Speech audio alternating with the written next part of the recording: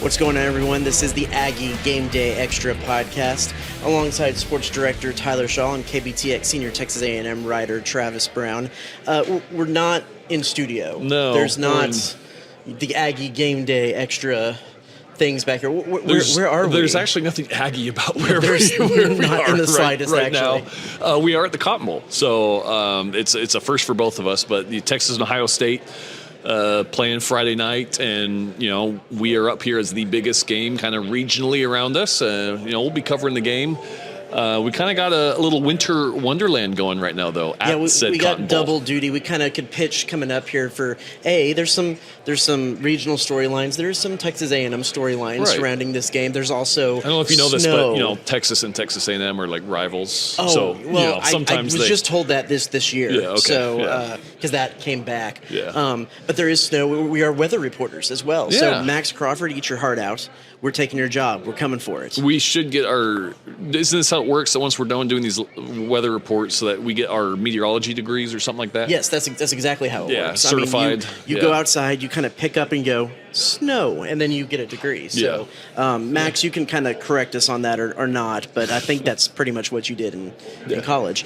Yeah. We're getting to kind of take in. We're in the media center right here, the media hospitality getting area. A little cozy because it's a little cold outside. Right. There's lots of good food and drink. Ping pong tables. You smoked me in ping pong last night. Yeah, well, to be fair, it was payback for all the chips you took from me in poker. I smoked you in poker last night. A little casino night action going here. So good to be up here, good to experience. I worked up here for like 10 years before I came down to BCS, and somehow I managed to never cover a Cotton Bowl. So it's nice to be able to actually finally get to check that one off the bucket list. It's a great bowl game. If, I feel like A&M should aspire to be the Cotton Bowl. Obviously, it means you've had a great season and you're in the Cotton Bowl. Right. But then we get to cover it. So we hope for our sake that we get to come back. Yeah.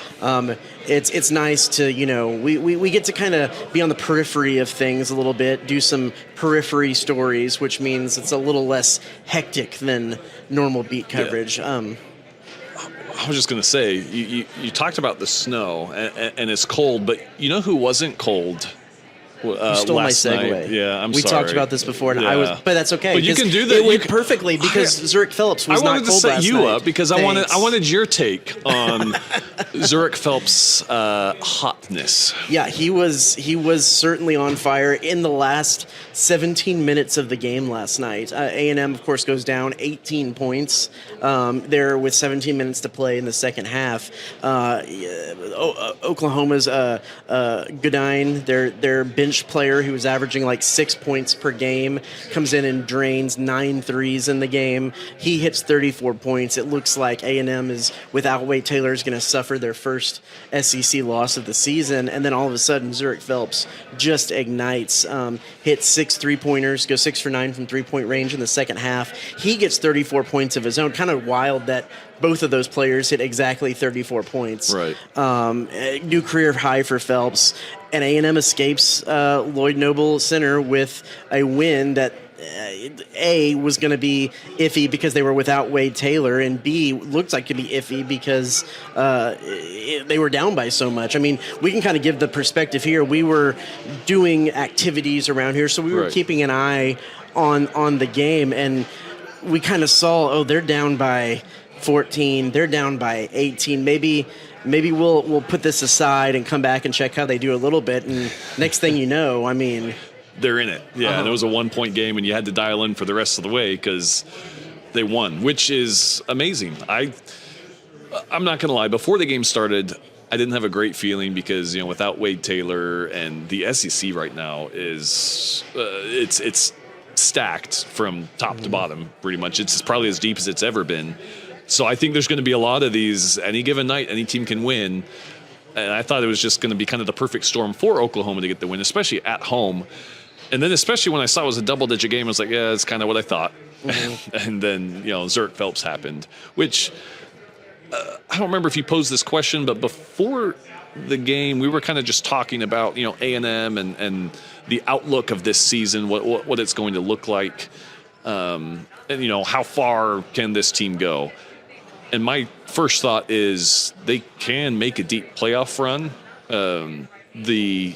I think it's going to be up to Zhuric Phelps. If Zhuric Phelps plays like that, they're going to be near unstoppable when you add in, Wade Taylor, obviously, and everything else they've got, what they're doing defensively. If you get an offensive production like that from Zhuric, I think that they can go as far as he lets them.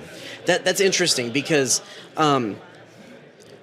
I've covered this team for a long time. I played basketball. I know enough basketball. You were a basketball guy.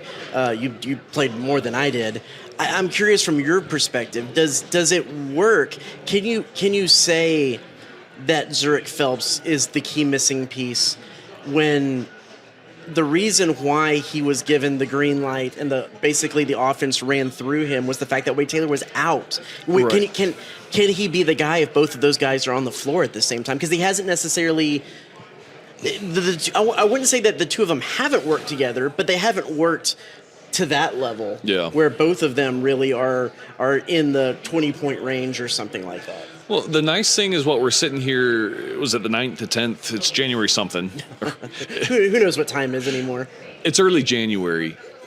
Hope we don't know when Wade will be back, but if he's back timely and they have some time to get back on the court, there's still plenty of time to figure this out and find where they fit. Because, yes, I think that Wade and Zhuric can figure out, how does this offense run? I take a little, your turn for a little bit. Someone's going to have an off night down the road. They can't both be off on the same night, but that's going to happen. It reminds me a little bit of Manny Obaski stepping up at the end of last year, and that being a key to their success. The success that they had last year, I think it's kind of a similar situation on a bigger scale with Zhuric, though, with his potential. Because in essence, he plays Zhuric a similar type offensive game as Tyrese Radford. Right. Which is the one key guy they lost from last year. Right. He's probably offensively, a little stronger in that regard than Tyrese was. Tyrese is probably an overall better rebounder than Phelps was. But yeah, it's interesting. And we listened to Buzz's radio interview afterwards, and it's kind of funny how he said he knew he was going to be the guy coming into that game. And so even when Buzz came in and said, "Hey, get a couple breaths," he was like, why are you taking me out? And he's like, because you need to rest. We need you for the second half. I think he called him a goof, sit down. And so it is interesting that now that he was given that role, he took the mantle and kind of became the Zhuric that I think everybody was expecting. Yeah, and maybe in the long run, let's hope that everything works out with Wade and everything. But maybe this was beneficial, having Wade out this game, to see, okay, this is how I can kind of blossom. I don't think it's going to mess up chemistry inserting Wade back in. I mean, it might be a little off for a little bit, as things always are when you shake up, rotations and rosters. But I mean, they've been playing together all season. Now you see, wow, this is what Zhuric can really do. Let's kind of put it all together and see with both of them on the court. And Wade is such I think their games will complement each other. I don't know. We'll see. I mean, it's one of those that I'm kind of projecting, but the potential is there for sure.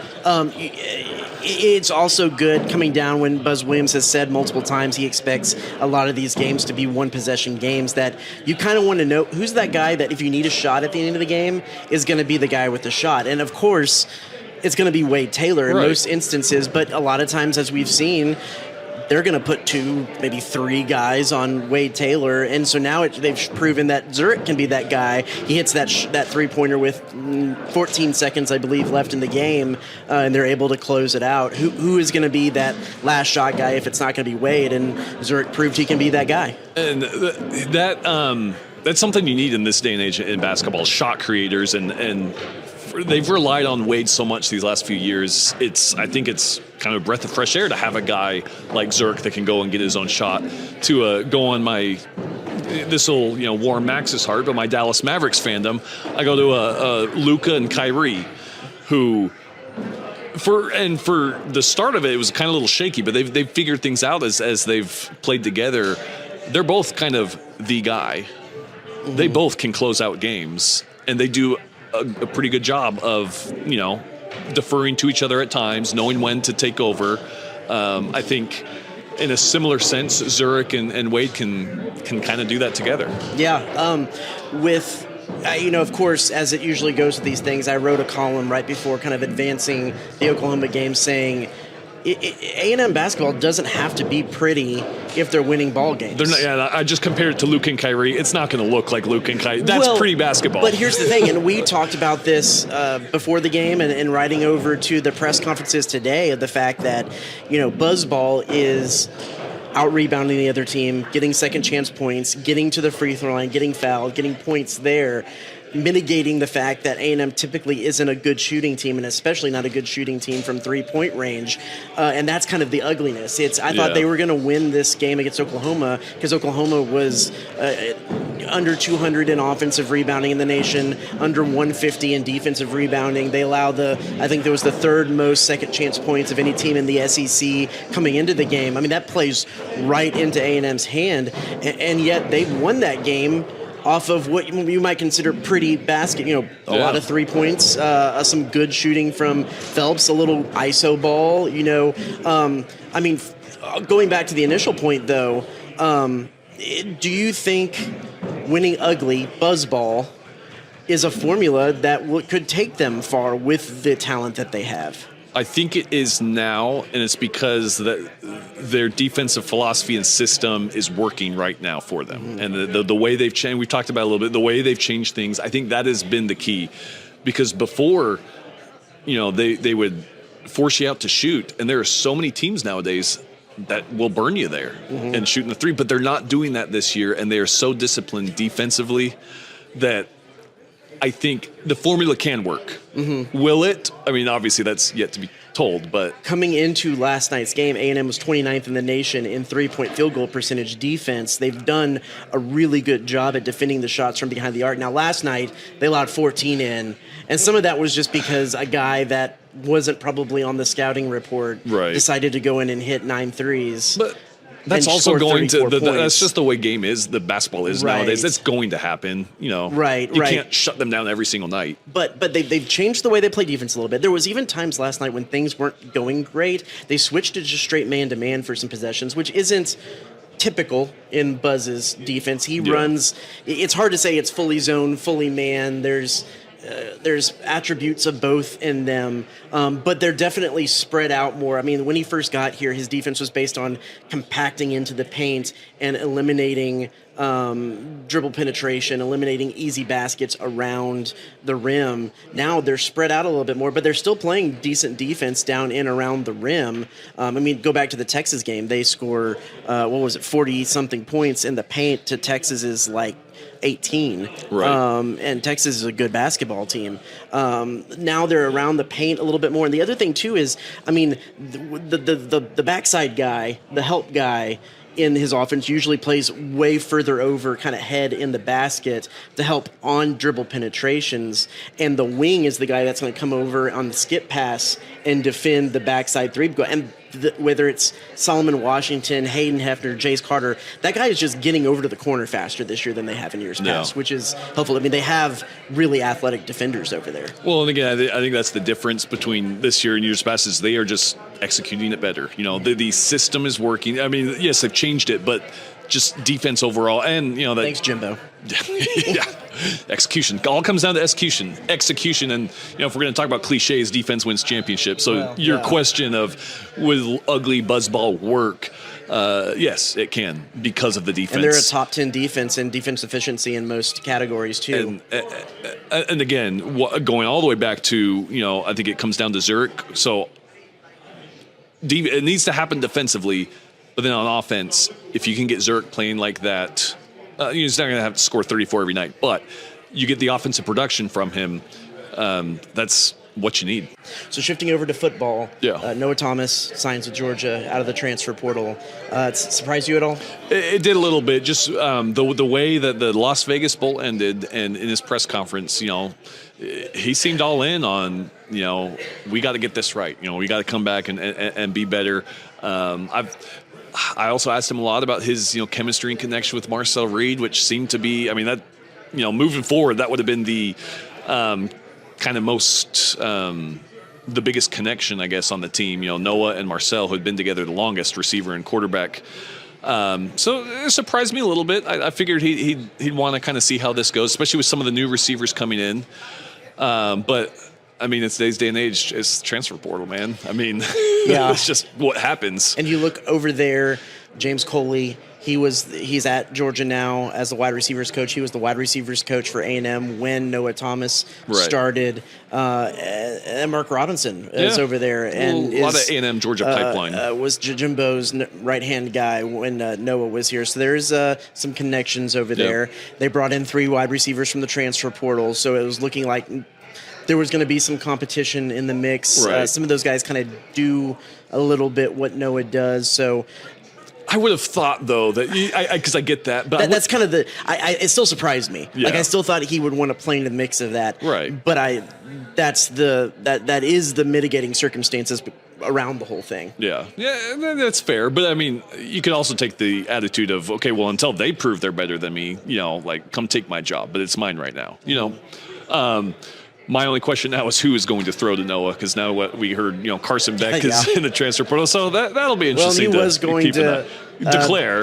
Probably I didn't so. think he was going to be there anyways. A little bit of an interesting one there, yeah. We'll close it out with this, because since we're on the road, no Max, we're going to shorten it up, and we'll have a little bit of a game recap after the Cotton Bowl tomorrow that talks a little about that A&M Texas connection, so stay tuned for that. But prediction for the Cotton Bowl.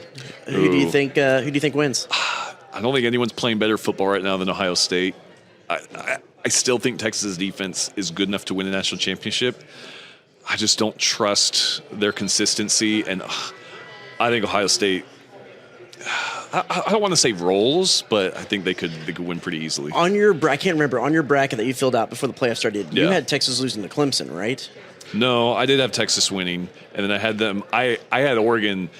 The hardest pick in my whole bracket was Oregon, Ohio State. Right. I thought whoever won that game won the national championship. I picked Oregon, so then I had Oregon beating Texas. So I had Texas here in the game, in this game, but I had them losing to Oregon, but I guess now it's Ohio State. So I had Texas losing to Arizona State because of... Which they almost did. Well, and my reasoning was they seem to always turn the ball over at the key moment, which they did in that game, but just managed to eke it out there in the end in overtime. Same thing applies here. You can't make a mistake against this. If they come out rolling like they did against Oregon, a mistake, you're down 21-0 in the first quarter, like Oregon was in that situation. So I'm going to go Ohio State too, because I haven't seen that Texas can play the level of consistent football that's going to be required to play against Ohio State. Now, anything can happen. Ohio State turns the ball over a little bit, and we're back in a game. You get there, if Texas gets their run game going, that changes things too. So the real question here is, will Ross Bjork, former Texas A&M AD, get his first trip to the national title game in his first year at Ohio State, or is it going to be a loss and that fan base isn't really happy with Ryan Day? Is he going to have some conversations to have after that if they lose in the national semifinal, which sounds ridiculous, but that's a blue blood fan base. So anyway, that's all the time we have here in Irving at the media headquarters for the Cotton Bowl. We'll be back tomorrow with a little bit of extended coverage from the Cotton Bowl, tying it into A&M, of course, and check KBTX.com for more coverage from the Cotton Bowl pertaining to Texas and Ohio State. We'll be back in town Saturday for that Texas A&M Alabama basketball game, and so check KBTX.com for all the coverage for that. So for Tyler Shaw, I'm Travis Brown, saying goodbye from the Media Center in Irving. We'll talk to you tomorrow on the Aggie Game Day Extra podcast.